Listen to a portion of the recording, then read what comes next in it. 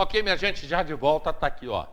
Açaí do Alto. O Açaí do Alto fica ali ao lado do Correio, naquela esquina do Correio do Alto. E em frente ao Goleginho da Bloch. Ali você almoça e almoça muito bem. Açaí do Alto. Hoje, acho que eu vou almoçar lá. Acho que eu vou lá no Açaí hoje comer. Lá tem um omelete lá, arroz, feijão, omelete, batata frita, farofa e salada. Ó, né? Daqui a pouquinho eu tô lá. Açaí do Alto, na esquina do Correio. Recebendo hoje, como eu estou falando desde a semana passada, a pastora Gabriela, que vem falar... Bom, antes foi o violão que caiu. Que vem falar sobre um assunto muito legal. Dá para quê, Adriana? Dá para mim. Dá para mim. Pronto, está resolvido. Vem falar sobre a igreja, sobre a missão metodista e o que vai acontecer no próximo sábado. E a Adriana, que eu já tinha convidado anteriormente para estar aqui, mas essa semana está com muita gente, então que papo bom que eu vou levar com elas duas, né? Adri, bom dia. Bom dia, tudo bem?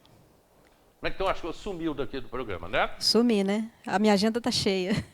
Trabalhando Meu muito. marido fala que ele precisa ter uma agenda, eu tenho que ter uma agenda com ele. Trabalhando muito. Então, Você está lá com o Vinícius? estou lá com o Vinícius. E aí cada hora um me rapita para alguma coisa, né? E Então, Igreja de Cristo. Nova Igreja de Cristo. Ele até mandou um abraço para você. Outro abraço para ele. Ele tem que vir aqui no programa. Estou na palhaçaria, então é muita coisa envolvida, né? E lá tem uma turma boa, né? Uma turma Marcelo, muito Marcelo Viana. do grupo... Da palhaçaria. Da palhaçaria. Da palhaçaria. Então, é um grupo legal lá, lindo, né? Lindo. Tá sendo muito bonito lá. Pastora Gabriela, bom dia, Gabi. Bom dia. Tão bom estar aqui com a Adri, né? A gente é parceira de tanto tempo, né? Tão bom. Verdade. Pois é, eu não falei nem com uma nem com outra, que estariam juntas. Foi até surpresa. Pra gente, né? Eu só consegui montar isso realmente ontem à noite, ontem à tarde.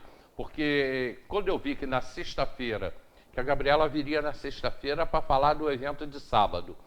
E quando eu vi que na sexta-feira eu já estava marcado com debates, eu falei, e agora? Eu falei, quer saber? Vou botar ela e a Adriana junto que vai dar tudo certo. Vai né? dar coisa boa, né, Isso Adri? aí. Só dá bom, né? É bênção. Até porque, vejam bem, vocês, por serem mulheres, e a gente está vivendo um momento tão difícil no país, um momento tão difícil para as mulheres também, mulheres sofrendo, mulheres sendo agredidas, mulheres evitando que seus filhos entrem no caminho das drogas. Como é que é essa vida de vocês duas? Você, né, que teria aí o Rafinha já numa idade maior, mas você, Adriana, que cuida de mulheres que passaram pelo problema que você falou. Gabriela com um filho adolescente. Enfim, como é que é esse momento de vocês, Gabi? Eu acho que é um momento que a gente precisa estar cada vez mais atento, né? E não se distrair, sabe, Eli? Eu vejo que, às vezes, vem coisas, né, que tentam distrair a gente, mexer com as nossas emoções, mexer com o nosso foco.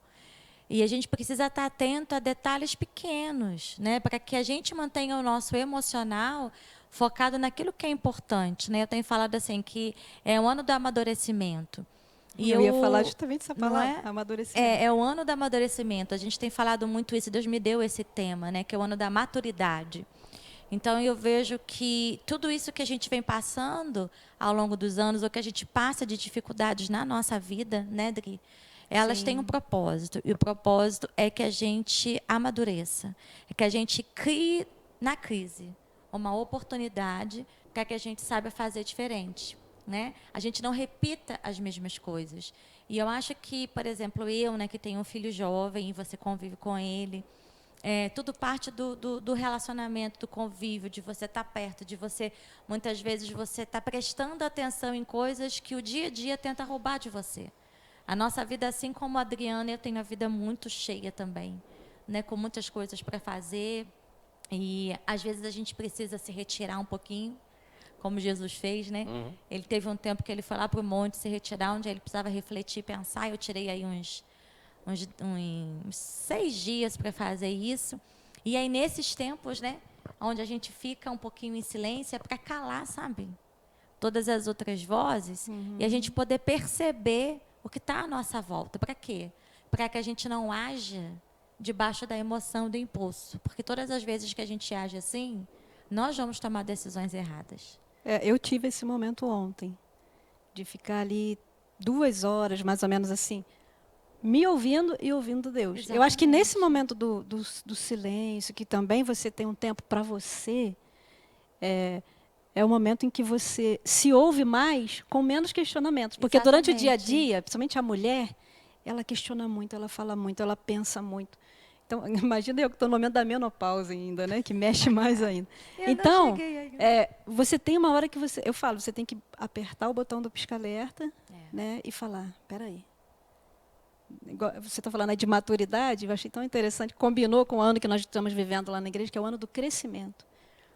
Toda maturidade que vai gerar um crescimento dói, não é verdade? Eu tenho falado muito sobre isso. Então a gente precisa crescer dói. Então a gente precisa ponderar aonde que eu preciso mudar, o que eu posso mudar. É no casamento, é no trabalho, é com meus amigos, num todo, né? Às vezes a gente quer fugir disso, né? E tem que passar pelos processos. Muitas vezes a nossa atitude é fugir.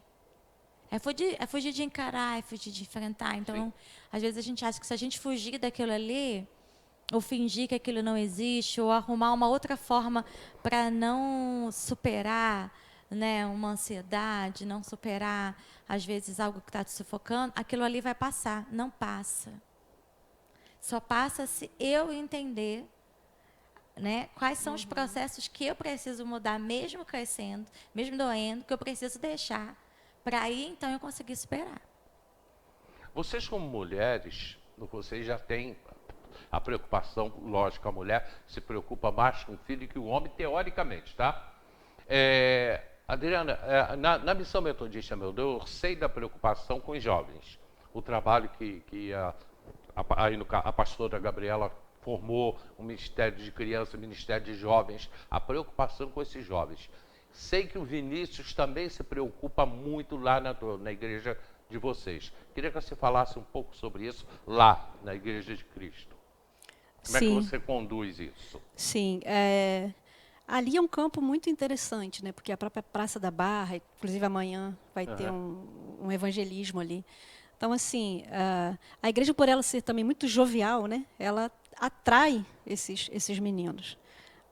Eu achei lindo ver o pastor Vinícius lá. Eu falei, que cena linda, né? Eu que gosto de futebol, de jogar bola. Eu vi ele ungindo e orando a chuteira de um menino que, né, eram 3 meninos, 3 jovens que começaram a congregar lá com a gente. E a gente investindo no sonho deles. Foram para Portugal. Eu achei lindo ele ali ungindo a chuteira e orando, pedindo a Deus para guiar os passos. E isso é uma coisa que dá muito certo. Eu acredito assim que o jovem, se ele tiver uma igreja amiga, eu acho que a gente precisa ter isso. A gente está procurando fazer isso, entendeu? A amizade, estar junto.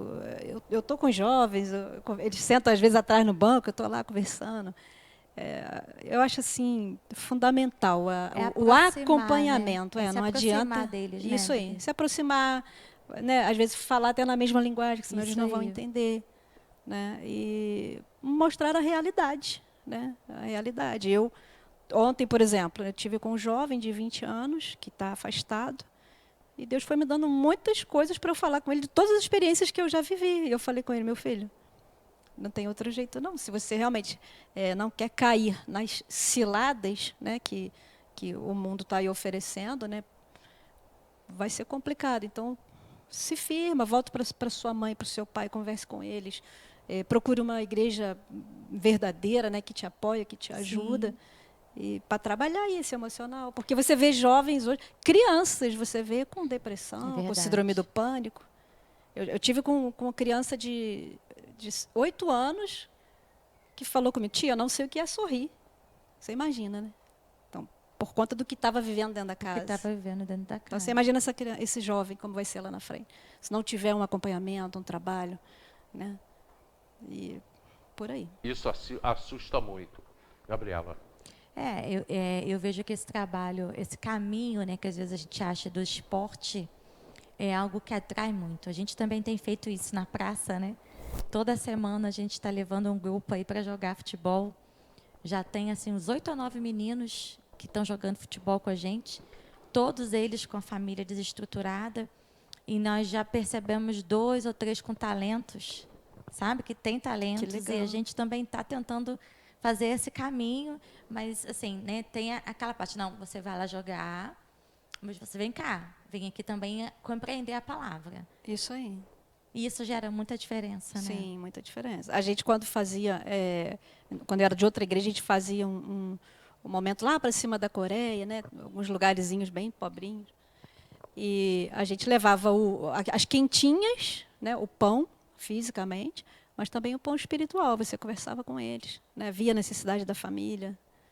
Eu acho que tem que ter um meio termo nisso tudo aí. Não adianta você só falar, vai com Deus, Deus te abençoe. Se a pessoa está precisando do pão, se está precisando de um aconselhamento. Sim. Né?